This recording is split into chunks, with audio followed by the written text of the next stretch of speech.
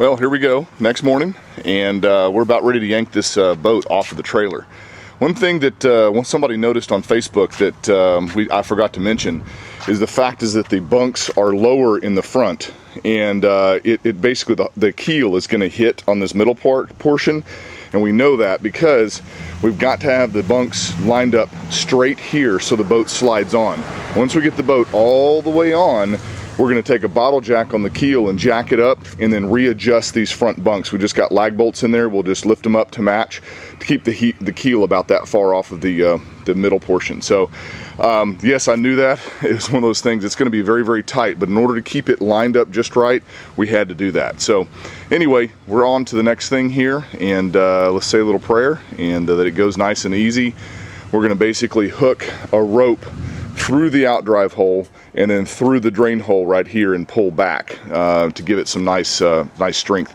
Might use the ski eyes. We're going to kind of do some calculations here, but we'll see here in a minute. We've just got some simple rope over there on the ground.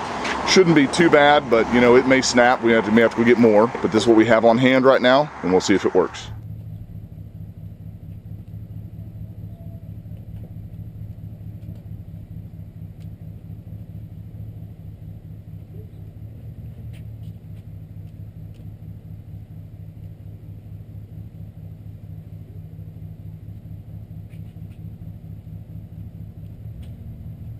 One more pressure on it. Alright. One more pressure. Hi, Daddy. Hey, sweetie. It's strong. Not really.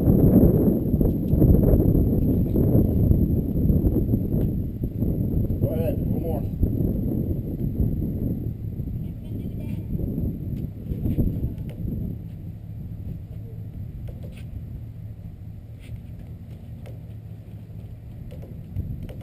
Yeah.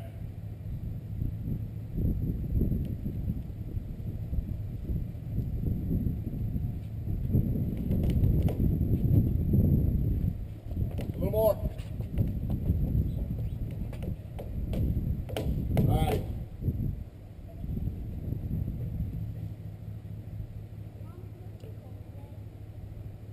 Okay, man. We just got to get it off the. It's probably stuck on there.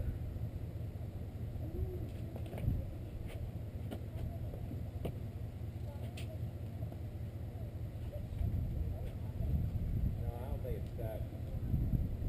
Is it really taut? Yeah, it's no, it's not at all. Okay.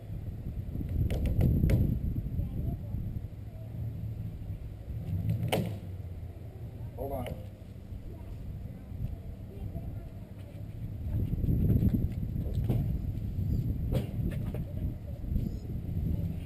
Okay, it moved off. Hey, Jay? Yeah. It moved. All right, as you can see, we got Dad's truck hooked up to the line, which a little on the weak side, but if I rock the front, this thing slides back. We've already got about a foot off the trailer. We're going to slide it the rest of the way on. We put ratchet straps holding the cradle to the trailer, so hopefully it won't slide. We'll see.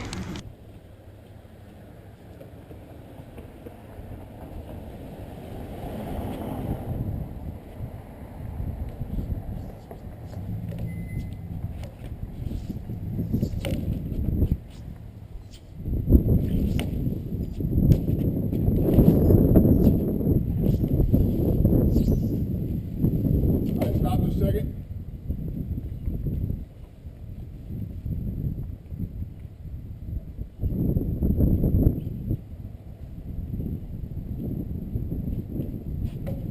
Okay.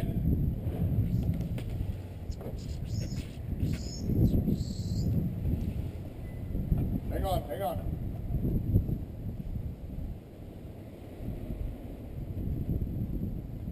Yeah, the keel's hitting. I can kind of feel it rotating. All right, go.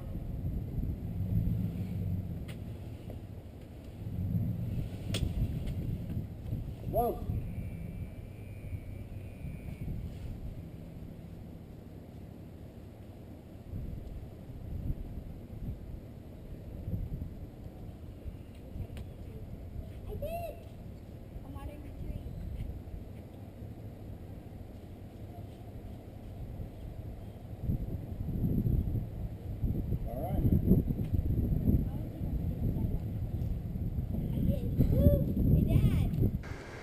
All right, there she is on her cradle.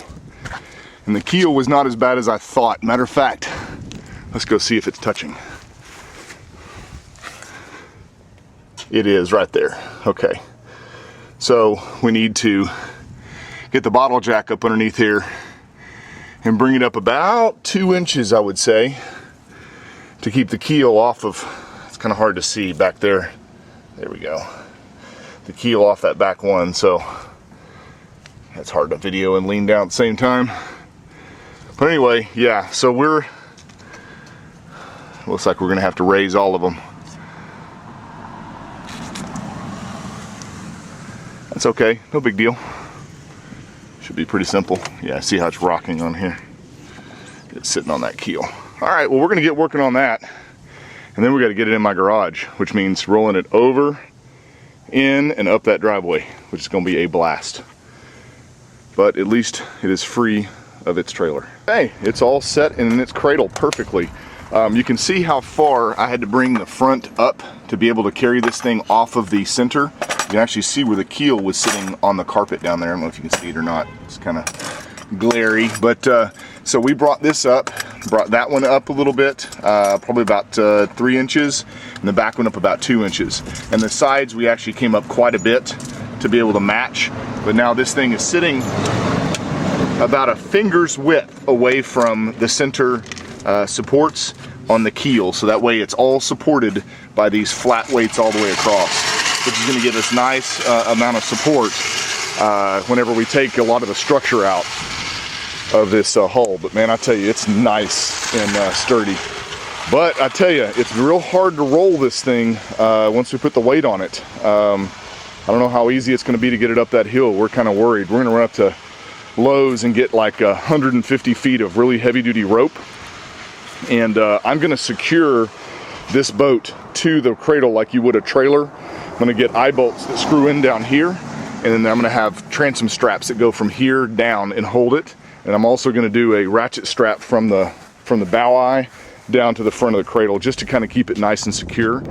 And then we're going to take it around. We're going to put it in bow first in the garage, because notice now it's kind of, you can't really tell unless I back way up, it's kind of got a bow up stance, which is going to make it nice, because once we have it in there, let's say I finish grinding, I can just wash it out and it just washes straight down my driveway. So I was going to put it in stern first like I did the last one, but this will give us more room to work whenever we have it in the garage. So we're going to run up to Lowe's and get some rope, and then we're going to get ready to hoist it up the driveway and in the garage.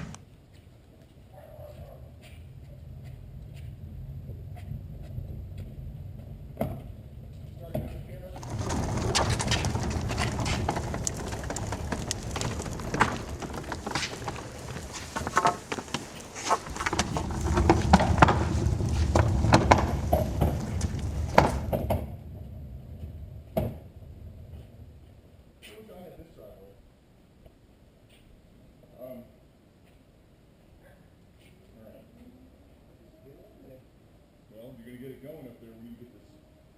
You get ready. Okay, 1, 2, 3, go.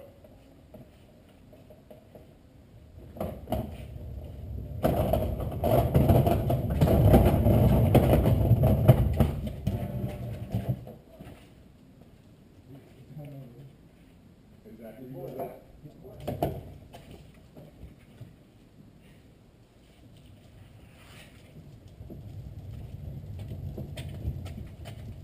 Stop. Can you hold it right there?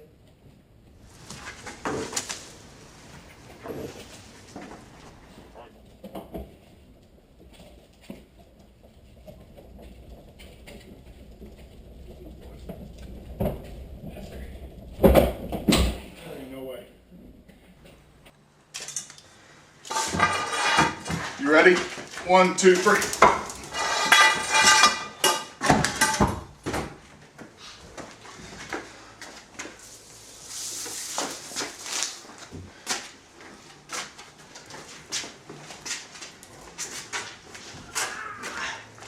One, two, three.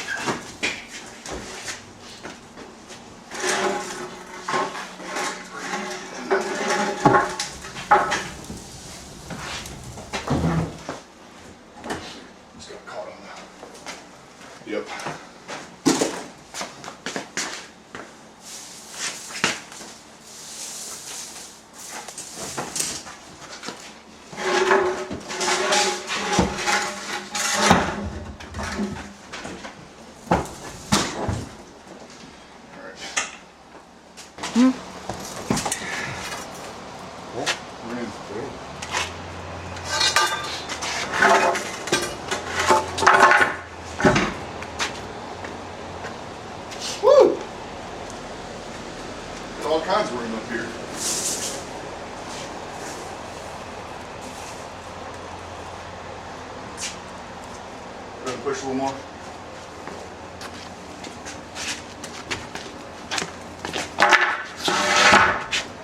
God, it's clear by foot.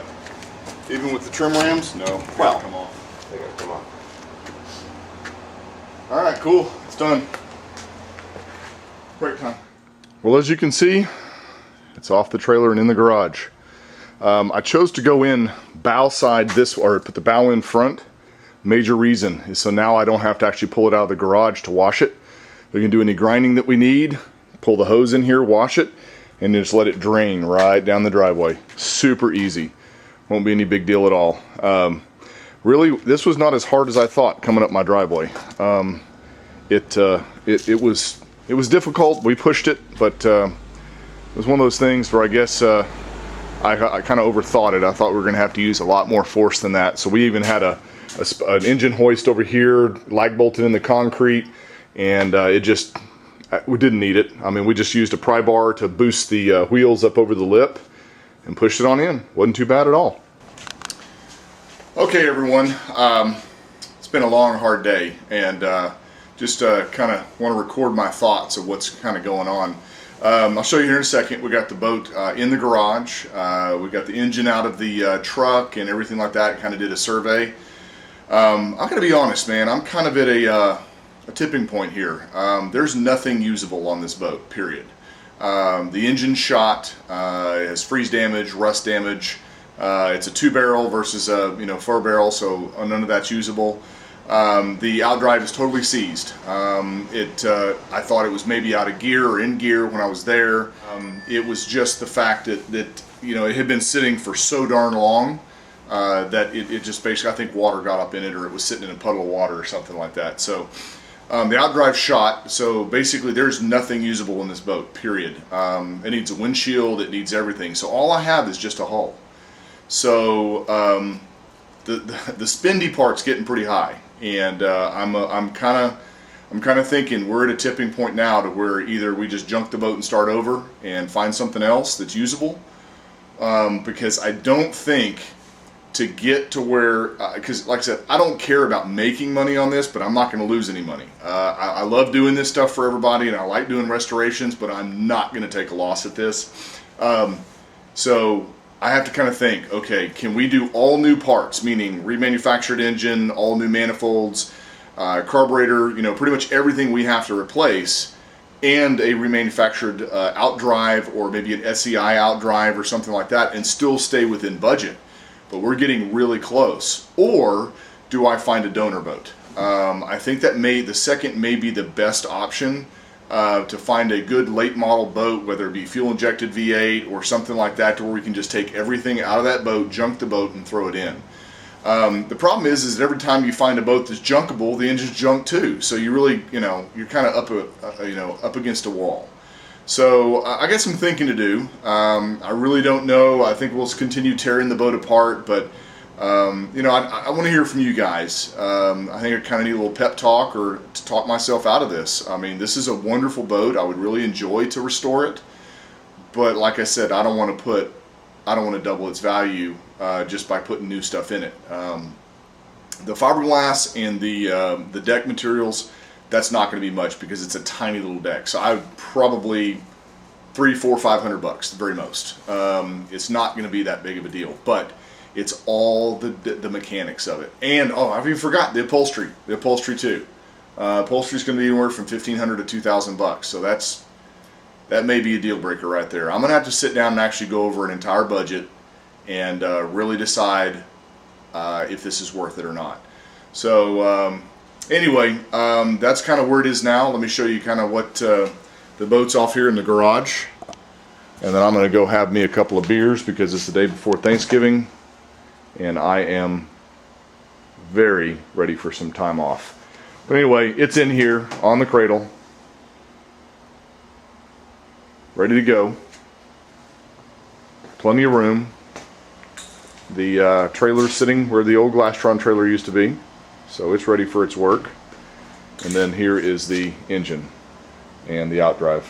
I took the cap off the top, and it's got water in it, and the gears are just rusted. So I just don't, back to what I was saying is that I just don't know if this is going to be, worth it or not, unless I can find a good donor boat.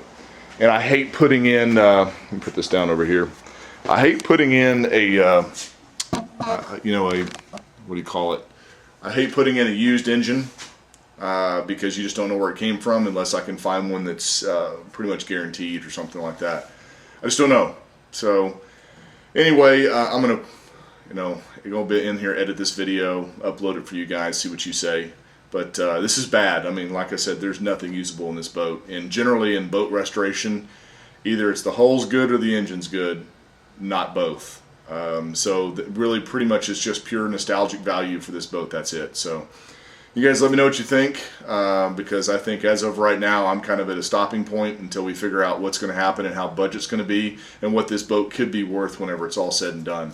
Because just now I'm looking probably $8 to $9 grand we're going to have to put in this boat. I just don't want to put too much into this boat and have it to where I'm upside down. So I've said my piece. I'm going to go in here, relax.